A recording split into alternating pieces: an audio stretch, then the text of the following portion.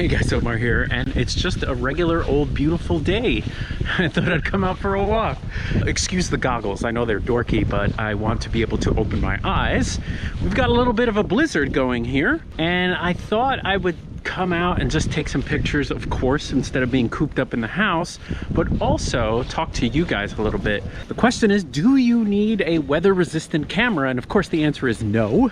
If you don't shoot in conditions like this, or you don't like going out in the rain, obviously you don't need a weather resistant camera. You can also, I've done a video before where I had the Fuji XT2 out. That's not weather resistant in the snow. You just need to take precautions. For example, I don't have an umbrella. You can have an umbrella to block a lot of the precipitation. You could also have like a plastic bag. There's a lot of factors that come into play, one of them being how you feel about gear. If you're okay with your gear being wet and maybe breaking and you didn't spend too much money on it, then you could obviously come out with a camera and take your chances. Electronics and water do not mix, guys. I do not recommend shooting you know, out in these conditions. However, one great thing about weather, you know what, let me take these off. Okay, that's better. But one great, I can see you guys now. One great thing about a weather resistant camera is that you can come out, you can make it a point to come out in conditions like this where there is less photographers, less people walking, and it's just you and your camera. It's very nice.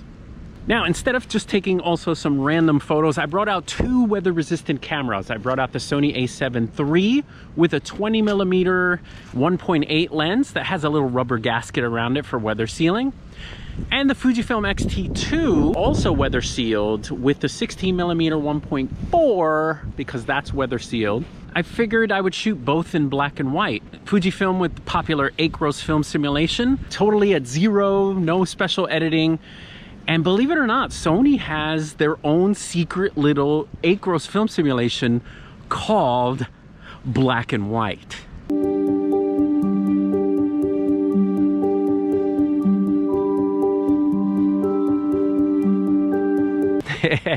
No, joking aside, it's actually really good. If you have a Sony camera, shoot RAW and JPEG, of course, but try their creative style black and white. It rivals, shh, don't tell the Fuji fanboys, it rivals Acros in contrast and crunchiness. So I'm gonna try to shoot both. Okay, let me not kill myself going down this hill here.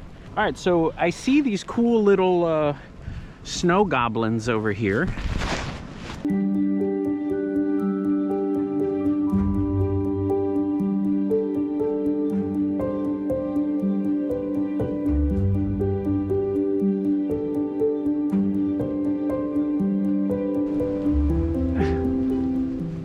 Now, even though we're shooting out here like maniacs, you should still protect your camera. So there's two ways that I'm protecting my camera. Number one, I got a little baby here. The Fuji X-T2 is here. So anytime I'm gonna take a shot, open up my jacket, what's up? Oh, and then it's in there. And then the Sony a7 III is protected in a Think Tank Mind Shift bag, which is super crazy mountainous weatherproof. And it's a sling bag, which is great. So I can knock the snow off, unzip here. Where we at?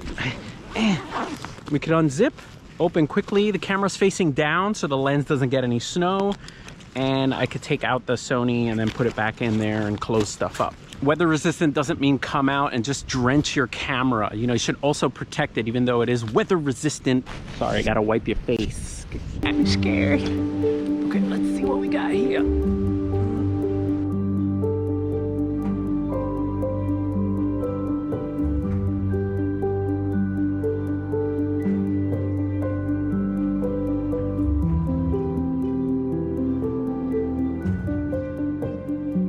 Disclaimer, don't do as I do, do as you want to do. This is all at your own risk. I don't recommend taking your camera out in extreme situations, but it is fun, you guys. No, I actually have two different gloves. My left hand, which doesn't work too much, has a thicker wintry glove. And then for my right hand, I have a thinner, smaller glove that makes, you know, handling the camera a little easier, but I just end up taking the glove off anyway. We got this weird, strange tunnel here. It's the portal to Narnia. I think the tunnel gives like a little bit of interest. Look at this, guys, how pretty. Aw. It's so nice. It's also nice being alone out here, alone. Go, leave your family behind. Just go. Just kidding. Okay, we got some little urban / nature here. Let's take a picture of this tunnel here.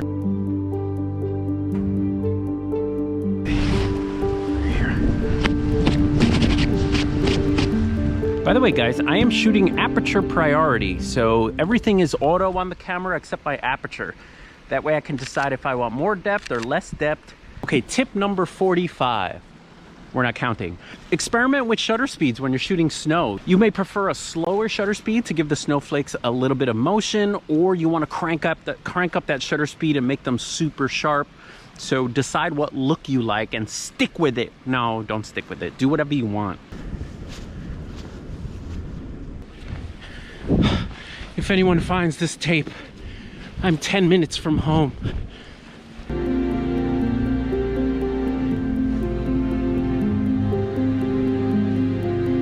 So in these kinds of conditions, first of all, you don't want to change your lens. You want to stick to a weather-resistant lens and try not to change it. That's number one. Protect the sensor inside of your camera. I better stop walking. I'm out of shape. What's the matter? You got stuff on your face there? Okay, so not changing your lens. The other thing is it's probably the best time to shoot a semi-auto or auto mode. Your gloves aren't great for these dials or changing settings or buttons or going through menus. So either a full auto mode is totally allowed, but I prefer Aperture Priority because I'm looking to either have a lot of depth in my photo, so I 5.6 f8, or I'm looking to get close to something and have a blurry background, 1.4 or 1.8. So that's the only thing I switch. The camera is set to auto ISO and also to auto shutter.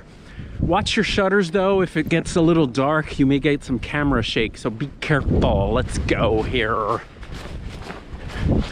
It's getting a little Arctic out here. Also, I forget, don't just protect your camera, protect yourself. You'll be miserable if you don't have protection. So have gloves, of course, and anywhere that could get wet. I'm super warm, I'm super dry.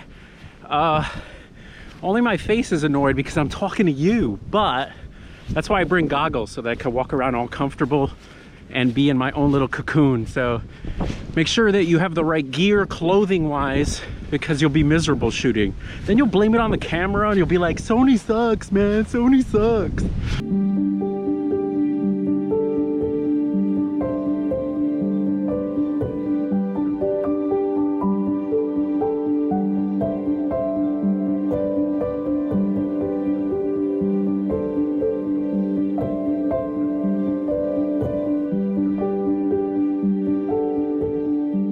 Well, there is one piece of equipment that I forgot that has cut my journey short, and it's something to dry the front of the lens. I forgot a microfiber cloth, but you're gonna need that because once you have liquid on the lens, you have to squeegee it off. And I don't wanna really risk, scratching the front element by using my shirt or anything like that. So, plus I'm cold, I want some hot chocolate. Hey, editing Omar here.